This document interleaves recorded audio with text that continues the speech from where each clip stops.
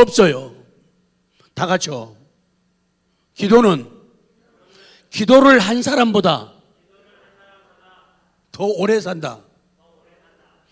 기도는 기도를 한 사람보다 더 오래 산다. 시작. 기도라고 하는 것은 기도를 드린 사람보다도, 기도를 드린 나보다도 기도가 더 오래 살아요. 그래서 내 당대에 응답이 오기도 하고, 어떨 때는 내가 나이를 먹어서 어떤 극한 상황에 왔을 때 응답이 오기도 하고, 어떨 때는 내가 죽은 다음에 우리 자녀손들에게 오기도 하고, 더 많은 시대가 바뀐 다음에 응답이 올 때도 있어요. 기도는 기도를 한 사람보다 더 오래 산다. 시작. 기도는 기도를 한 사람보다 더 오래 산다. 그래서 기도는 한 세대, 그리고 기도는 한 시대, 그리고 기도는 한 세상을 초월하여 오래 산다. 그렇기 때문에 기도를 붙잡는 사람은 영혼을 붙잡는 것과도 마찬가지라는 거예요. 기도를 붙잡는 사람, 기도를 얻는 사람은 정말로 아주 긴 보장된 은혜를 붙잡고 있는 것과 마찬가지예요. 지금 시편 기자 다윗은 마치 아브라함이 하나님을 향해서 걷는 것처럼 다윗도 하나님을 향해서 걷는데, 믿음으로 살려고 노력하고 몸부림치는데 세상이 만만치 않은 거예요. 다윗을 애매하게 이유 없이 딴지 걸고 다윗에게 태클 걸고 그런 사람들이, 세력들이 너무도 많다는 거예요. 그래서 너무너무 힘들고 너무 속상하고 억울하고 아파서 하나님 앞에 이 기도를 드리고 있는 거예요. 오늘 말씀은 그거예요. 하나님 앞에 드리는 그 기도가 바람 앞에 대적들이, 원수들이 바람 앞에 겨와 같게 되게 해달라고 기도를 하고 있는 거예요.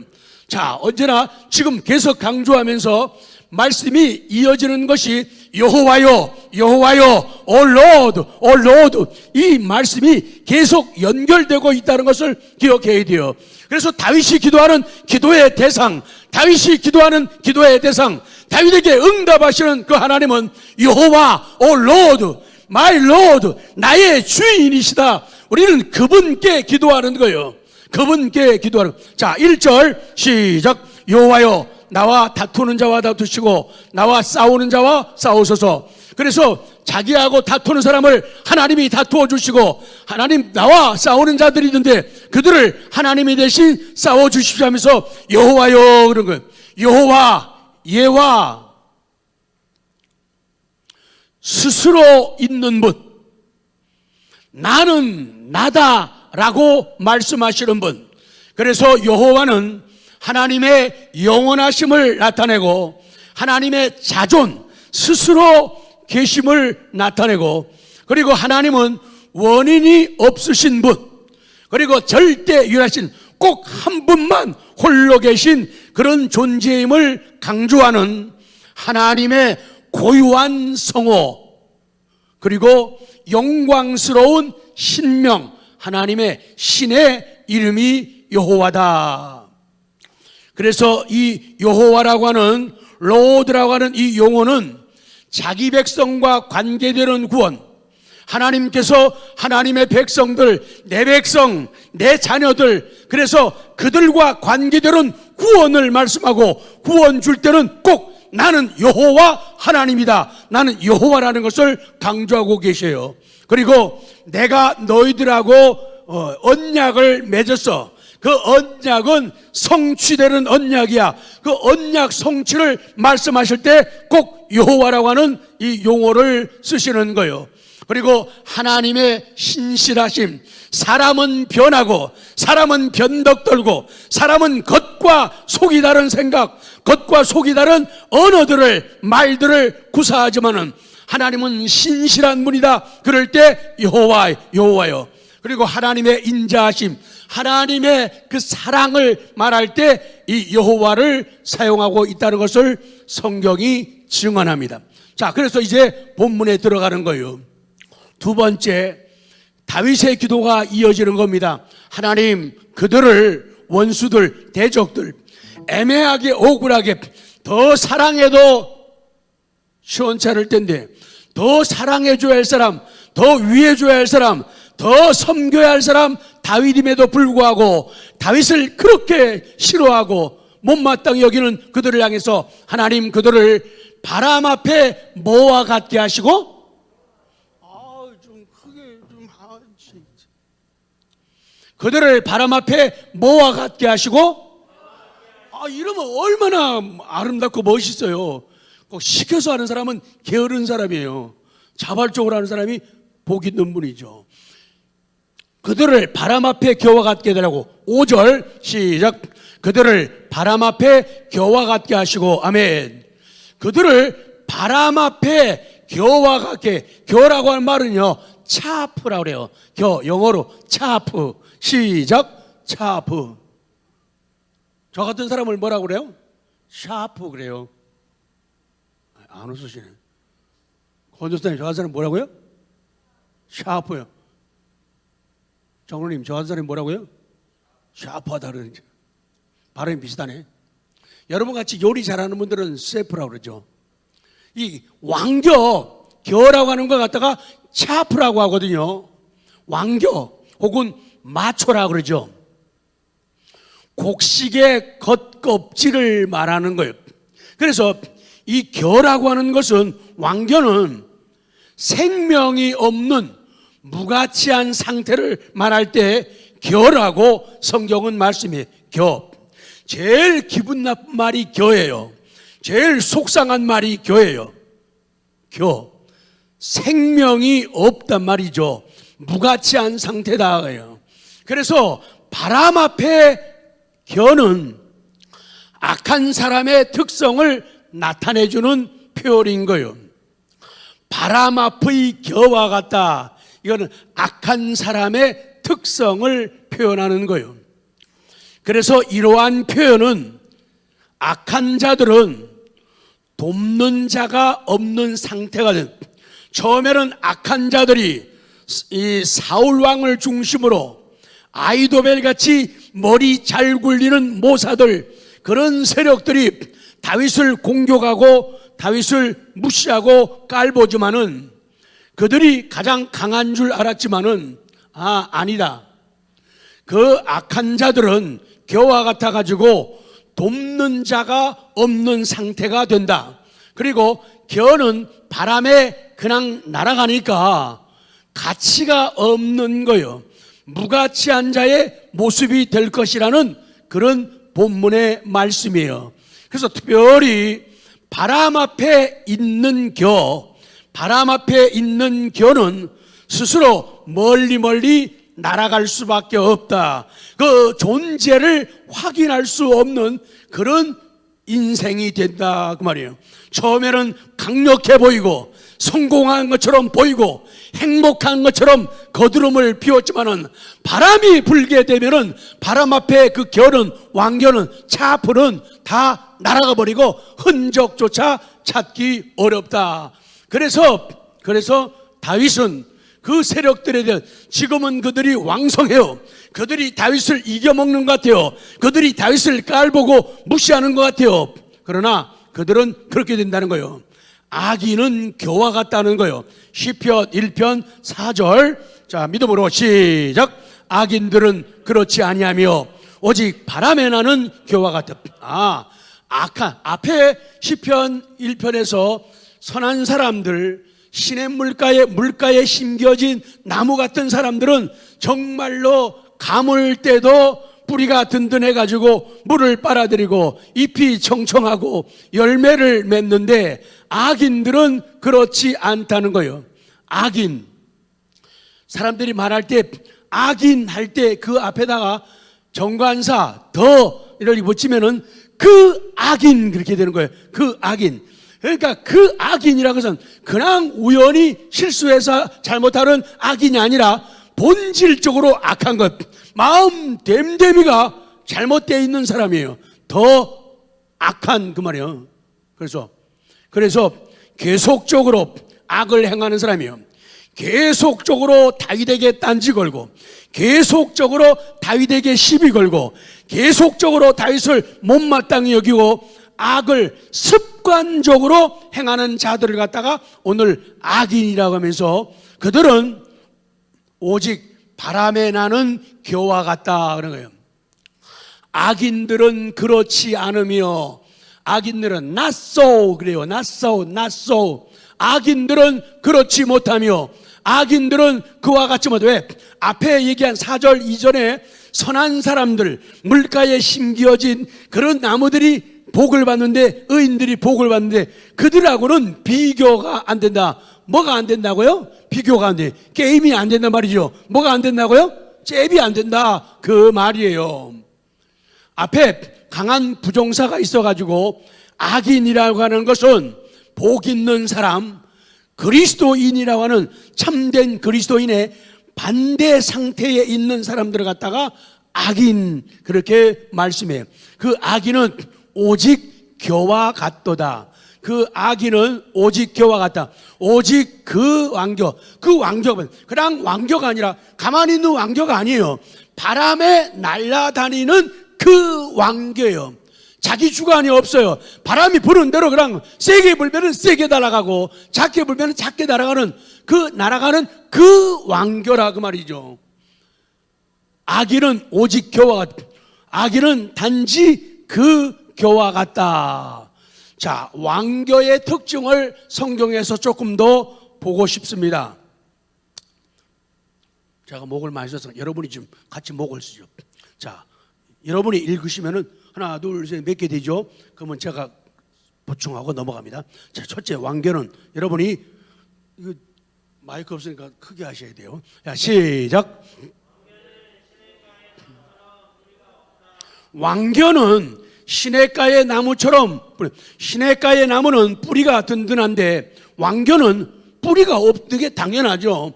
그렇기 때문에 기대할 게 못 된다. 그 다음 시작.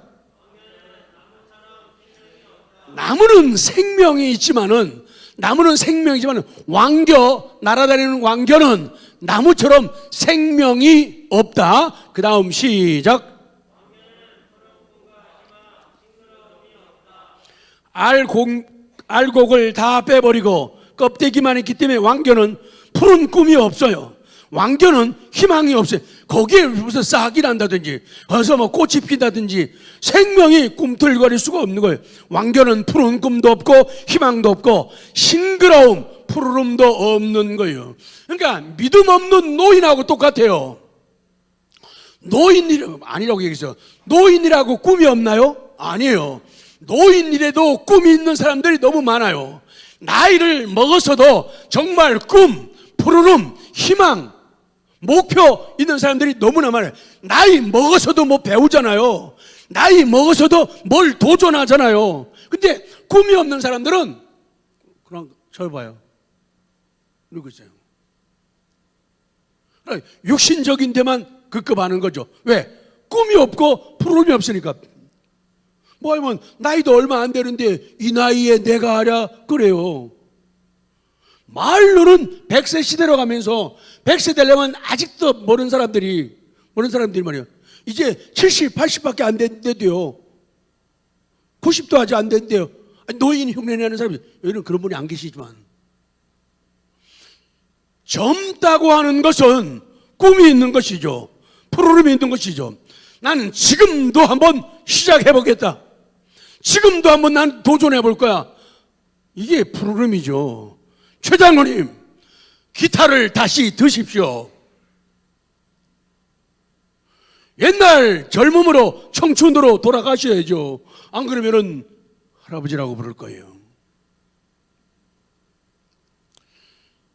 젊음이라는 게 이렇게 중요해요. 근데 이게 젊음, 생명의 반대는 왕겨라고 말이죠. 차프라고 말이죠. 왕겨란 말이죠. 생명, 푸르름, 꿈이 없는 거예요. 매일 고만고만해요. 뭘 좀 배운다든지, 뭐 훈련한다든지, 뭐 도전한다든지, 이거 없으면 늙은이에요. 늙은이에요. 그러나 성경은 나이를 먹어도 믿음이 있고 하나님의 복이 있는 사람들은 늙어도 진액이 풍족한 거예요.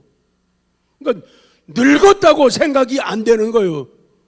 좋은 사람 때문에 다 같이 저를 보면서 빠 해봐요. 시작. 그렇게만 하면 어떻게 해요? 오빠지. 저런 분 때문에. 저분은 나이를 먹어도 연세를 잡숴도 뭐 막혔다든지 끝났다든지 아니라든지 이걸 못 느끼게 만들어야 돼요. 매일 무궁무진하게 전진, 아멘, 전진, 도전. 이게 믿음이라는 거예요. 그 다음, 왕견은 생의 삶의 가치와 열매의 보람과 성공이 없어요. 왕견은 생명 없으니까 안 되죠. 왕겨같이 되시겠습니까? 생명을 누리겠습니까? 생명을 누려야 돼요. 그래서 생의 가치, 나라고 하는 존재는 그리스도 때문에 나는 정말로 가치 있는 존재가 되었다. 나 믿음이 없었다면 어떻게 됐을까? 하나님 없었다면 어떻게 됐을까? 교회 없었다면 어떻게 됐을까? 예배가 없었다면, 설교가 없었다면 나 어떻게 됐을까? 마지막 줄, 왕견은 시작.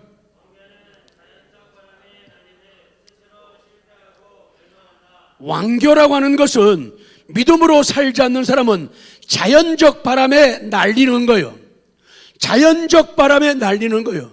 그 바람에 의해서, 그러니까 결국 자기 힘으로 날아가는 게 아니라 타에 의해서 날아가게 되니까 스스로 실패한다 그 말이죠.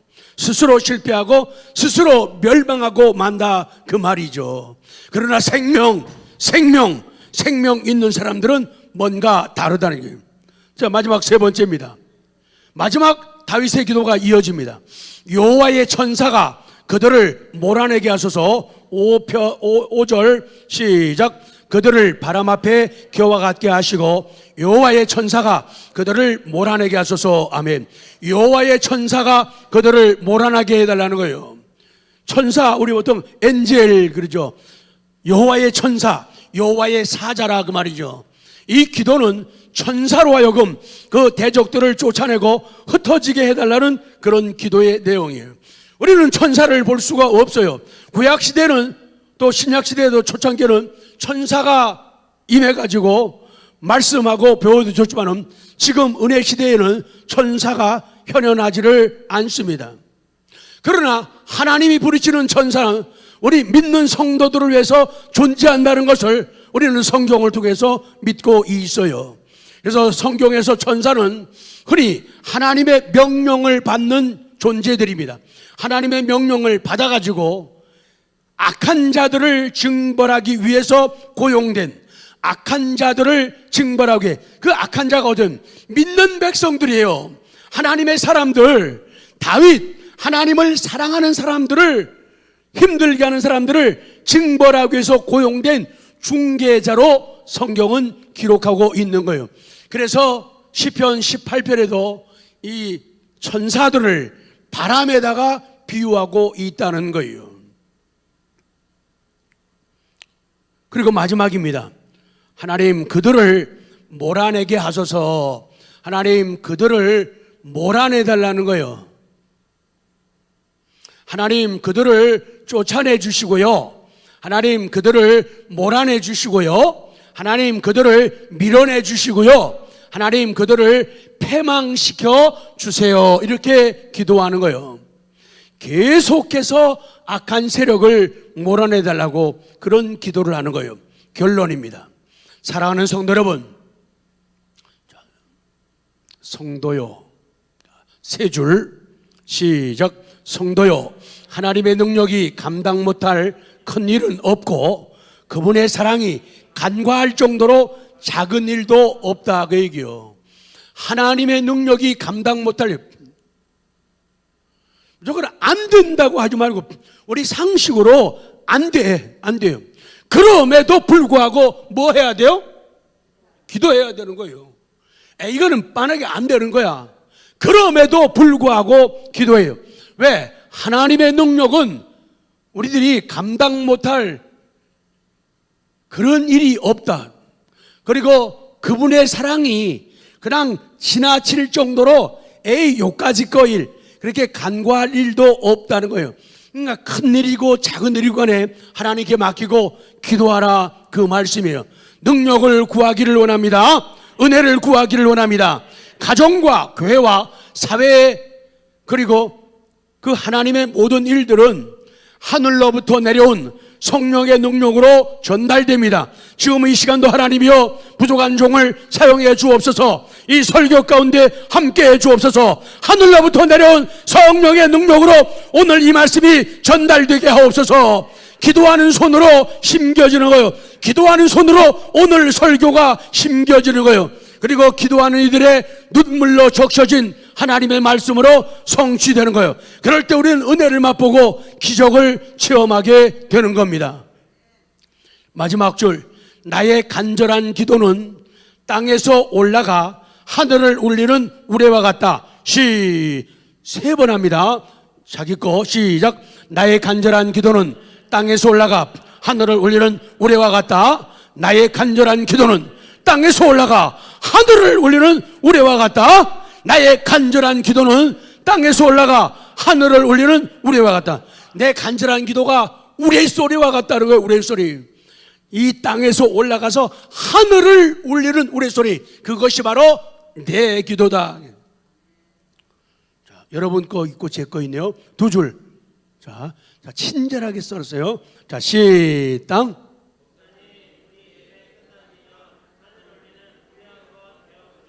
그래요. 우리 하늘을 울리는 우리 한번 되어봐요. 기도하자, 그 얘기죠.